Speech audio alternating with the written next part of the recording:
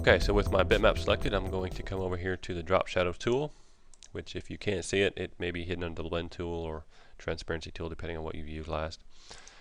But I'm going to come up here to a preset. I'm going to apply what's called a small glow to this.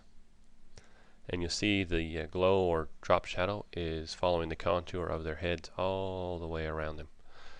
Now I've got a light gray here currently. You can adjust the brightness or darkness of that simply by dragging a color from your color palette and placing it in that box. You can come lighter or darker. In this case I'll stick with something that's a little bit more subtle. You can also adjust, the feathering and the opacity and different things that you can play with to get that, pretty close to how you want it. This is doesn't have to be perfect at this point, especially when it comes to the size, because what I'm going to do is I'm going to break this drop shadow apart from my original bitmap under the alignment or arrange menu. So now I have two objects. I have my original bitmap here, and then I have my lens or drop shadow that's back here. Now because this is from a technical standpoint a lens, I can adjust the size of it, I can skew it, I can rotate it, I can do different things that Corel will allow me to do with lenses. And if you've seen the tutorial on those lenses or transparencies, you're somewhat familiar with that. But in this case, what I want to do is make it just a hair bigger to give it a little bit more glow as it's coming out here. So at this point, here we have our glow coming around. What I want to do is edit this out. I don't want any kind of glow or feathering down here at the bottom. I want that to end just with that curve that we made earlier. So the first thing I need to do is convert this lens to a bitmap. And I'm simply going to make sure my lens here is selected, come up to the bitmaps menu and say convert to bitmap. Again, grayscale, make sure you've got transparent background still selected. Now the reason I do that is because now this is a bitmap, I can apply another lens to it to fade this part out. Now I could have just simply cropped it using the node tool, but it would have been a pretty harsh transition from that fading out here into the black. So what I'm going to do now is come over here and grab my transparency tool, and I'm going to fade this transparency from in here, which is the white, into the black, which is out here. And you see how this is adjusting up here. The closer I get, there's a horizontal kind of line that's coming as I adjust the angle here. And so you can move these boxes to get it exactly the angle you want, and you can adjust the feathering and different things as it comes out. So you see I have absolutely no glow or anything down here, which is what I'm going for. I still maintain up and around the heads here. Now what if I don't like maybe the shoulder that's in here? All I need to do is, again, since I have this bitmap with a lens applied to it, if I convert it to a bitmap, what that's going to do is reset my lens so I can now add another one. And so I'm going to fade this out this way, maybe take the glow just up here to his shoulder and no more. Same thing on her side, so I want to convert it again to a bitmap, reset that, and then I'm going to fade this out maybe just a hair more out to there. And there we have it. We have our glow kind of coming around, following their contours, have this nice smooth curve here, cropped out with no glow or no fading around it. Now because we did fade the edges in paint earlier, there is a little bit of a fade here, so it's not going to be a harsh transition there between their clothing and the black. But there we have it with that glow. And of course the good thing at this point, since we're doing it here on multiple layers, is if I just absolutely did not like that, or maybe the family didn't, I can always come back and select that particular bitmap there, hit my delete key, and I can start from scratch.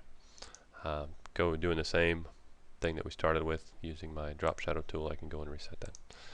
But this is a very friendly and easy way to crop bitmaps. Very forgiving because you can always go back in and bend your nodes and bend your lines.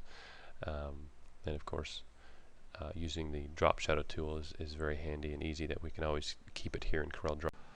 Now while I have this here without the background, I want to show you how you can do an oval background. This particular photo doesn't really lend itself to work out to look the best that way, but I'll show you the main approach.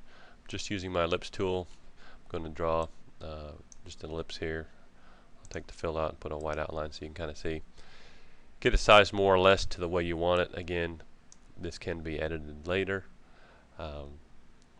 but basically what I'm going to do is go ahead and fill it white, make sure I do not have any outline on it here. I'm going to once again convert this to a bitmap so I can edit it in Photo Paint. Right click, click on edit. Then I'm going to use one of their special effect tools here that they have in Photo Paint called the vignette.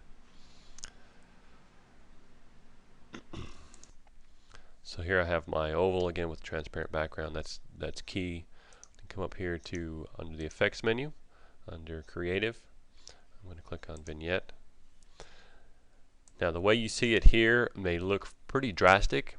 However, from experience I'll tell you that it needs to look a lot more feathered than what you may think. So I've got my settings here offset at 86 and the fade at 100, and you'll see once I save this, apply this effect and save it and go back into draw here, you'll see that it's not near as faded as you would think it was. I'm going to click on my portrait here and move it back to the front. And so here we have an oval background, which again at this point, you know, it is a separate item here. It is a bitmap, so I can, you know, resize that, move it, different things, you know, how I want. Again, going back to how we did it the first time, if I did not want this fade to come down this far, all I would need to do is convert this to a bitmap.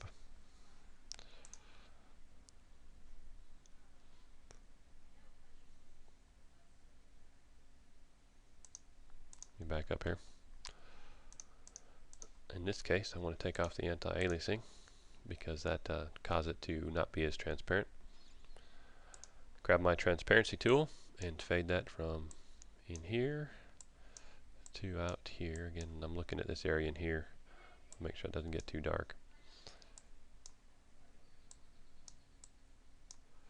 Bring this inside the oval here, this line, and we'll make sure it gets all the way off.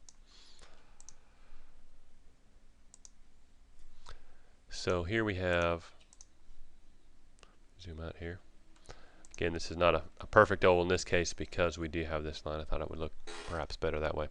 But you can do that with ovals or any shape, although ovals do typically work the best. The vignette function does have some different settings that you can do. If I back up here,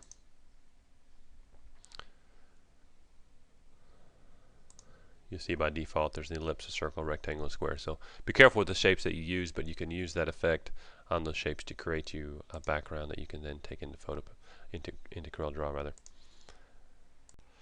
So from this point, whether it's an oval background or shadow or the one that we've done previously, at this point we would select those objects and export them as a high resolution bitmap based on our laser settings that we could use to etch.